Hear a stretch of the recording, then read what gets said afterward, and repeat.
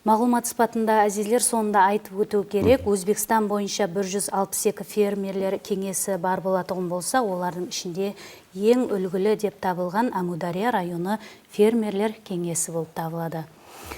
Сөзіміздің, сол сәубетіміздің басында ұсыннан басылағымыз келіп отырыпты. Сол президентіміз тарапынан сол ауыл қожалық қызметкерлері менен өткерілген ұшырасуында да сол президентіміз тарапынан сіздердің ең тек қана ауыл қожалығын емес, ал экономиканы рауажландыру, халықтың тұрмысын жақсылау, азық ауқат қауіпсіздігі бағдарындағы шексіз істеріңіз әрқашан мақтауға лайық деген сөздерді айтқан еді президентіміз. Әлбетте, Тарудың жанкүйер уәкілдері сыпатында бұнан бір өзіңізге бір қандай тәсірлер алдыңыз, қандай бір қуанышқа бөлендіңіз?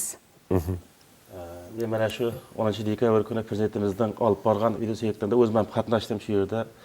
Mana shu hurmatli prezidentimiz o'zining so'z boshlarında mana shu butun qishloq xo'jaligida hissa qo'shayotgan fermerlar deymiz, dehqonlar deymiz, qishloq xo'jalik xodimlari deymiz, suvchilar hammasiga o'zi juda katta minnatdorchilik aytib o'tdilar.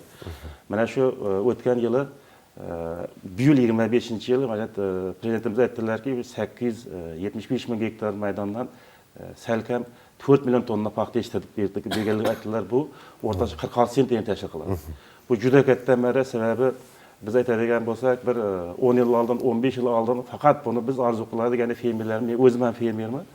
Mana shu faqat 25-30 sentner olsak juda quvonib berardik. Agar 40 sentner olsak, davlatimiz o'sha paytlarda yengil mashinalar ham bergan. Mana hozir aytyapmizki, O'zbekiston bo'yicha o'rtacha 46 sentner juda katta mara. Bunday maralarga yetishimizga albatta hurmatli prezidentimiz yaratmayotgan sharoitlar hozirgi kunda juda katta berilayotgan imkoniyatlari. Men yana bir narsani ta'kidlagim keladi ekan, mana Qoraqalpog'istonlik fermerlarga oxirgi 3 yilning o'zida hurmatli prezidentimiz 10 dan ortiq qora formula qabul qilib berdilar. Faqat Qoraqalpog'istonliklar uchun. Bu juda katta sharoit, juda katta imkoniyat. Bundan agar biz foydalanib bilmaydigan bo'lsak, bu yana qanday bir faqat bundan foydalanishimiz kerak. Mana yana aytadigan bo'lsak, o'tgan yili aytdilarki, O'zbekiston bo'yicha 8 million tonnadan ortiq g'alla yetishtirildi. Bu o'rtacha hosildorlik aytadigan bo'lsak 80-85 sentni tashkil qilyapti. Bizni Qoraqalpog'istonliklar ham o'rtacha o'tgan yil 60 sentdan o'tib hosil bajardilar. Bu ham juda bir katta imkoniyatlar. Ulardan biz hurmatli prezidentimizdan shuning uchun minnatdor bo'lishimiz kerak. Mana shu selektor o'zida 30 dan ortiq biz sanab o'zim hisoblab o'tib 30 dan ortiq bizga imkoniyatlar berdi. Subsidiyalarning jarayonlari, berayotgan yengilliklar, ular juda katta bir bizga berayotgan imkoniyat. Ulardan faqat biz foydalanib olishimiz kerak. Yana aytadigan bo'lsak, mana prezidentimiz aytdilar, bu yil shu katta taassurot qoldi, 200 ta fermerni paxta g'allachilik, 200 ta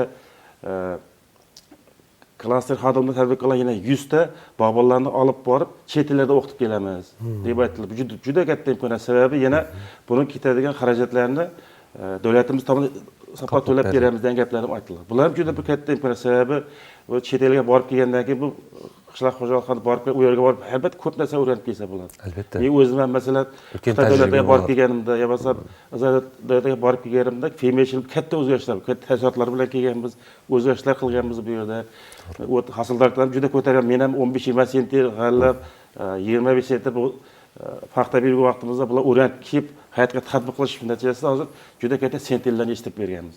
Shunga o'xshab qancha biz yoshlarimizni, fermerlarimizni qishloq xo'jaligida chetga chiqarib keladigan bo'lsak, ularning dunyoqarashi o'zgarib, juda katta qishloq xo'jaligi eliga, jamiyatimiz juda katta foydasi tegadi. Albatta. Әлбетте, осы күні сіздер сол минетлеріңіз лайықлы бақаланып, біріңіз мехнат шұқыраты, әмде біріңіз ең үлгілі фермерлер кеңесі басылығы деп тән алындыңыз. Бұның өзі бір сізге қандай бір мотивация береді? Бұндай ітібар һәм қошаметті өзіңіз күткен бедіңіз? Енді бізде Бұхара шақырда қатты 162 төмен арасында әр ел бізде йығын болады. Bir ел Фарғанада болады, ikkinchi Toshkentda, Toshkent облысында, mana bir yil dekabrning boshida Buxoroda bo'ldi. Haqiqatdan men kutmadim to'g'risi. Endi bu reyting asosida bo'ladi. Endi baribir har yili kuchli 10 talarga kirib kelardik. Endi bu yerda biz asosiy qilgan mehnatlarimiz, mana fermerlarimizni manfaatli himoya qilganligimiz. Endi bizning asosiy ishimiz fermerlarning huquqiy jihatdan himoya qilish, fermerlarga moliyaviy jihatdan bog'otlarimiz orqali xizmat ko'rsatish. Yana hurmatli prezidentimizning farmon qarorlarini mana shu fermerlarimiz har biriga individual tarzda kerak bo'lsa kitobcha shaklida tushuntirib berib borish, har seminar o'tkazish biz asosiy vazifamizga bo'ladi. Biz shularni мына шу хадымларыбызга биргеликте вакытында алып барганыбыз нәтижесінде шу кылып бергени бизге juda katta мотивация болду. Hakikaten bundan keyin ham keyingi yillarda ham bu ishlarimizni davom ettirib, hamma vaqt fermerlarimizning manfaatlarini ko'zlab, amal ishlarni olib boramiz. Tushunti жақсы. Енді міне Бақтияр аға, сізбен сәубеттескіміз келіп отырды. Мінекей, көксіңізге осы медалды таққан уақытта қандай сезімдер өтті, қандай тұйғыларға бөлендіңіз? Мысалы үшін, сонша жылдық ниетіңіз бір көз алдыңызда өткен болуы табиғи да, бәрібір. Пікірлеріңізбен бөліссеңіз. Ташкент шаһарында президентimiz мехнат орденін таққан уақытында, Мехнат шұқыратын таққан уақытында мен бұндай мемлекеттік сыйлыққа ерсемен деп бірақ өзім ойлаған жоқ едім. Сол жерде сондай бір өзіме бір күш пайда болды. Мемлекетімізден сондай минетімізді жақсы бақалайтын. Енді сол минетті берген сыйлықларының мүсәбеті сол еледе сол Өзбекстанымыздың гүлден барабажануына күшімізді аямаймыз. Әлбетте, Азиз, қандай инсанлар өзінің минетіне жараса бір хақы, ямаса бір қошамет күтпейді. Әлбетте, бұл пидайы инсанлар, себебі олар өзлерінің сол халық үшін істеген қызметлері хақында бір ойлап та көрмейді. Қандай дәрежеде олар халыққа пайда келтіріп атқанлығын өздері бір ойлап та көрмейді. Соның ұшында бұл хақиқи сол пидайыларша бір минеттің жемісі деп айтсақ болады.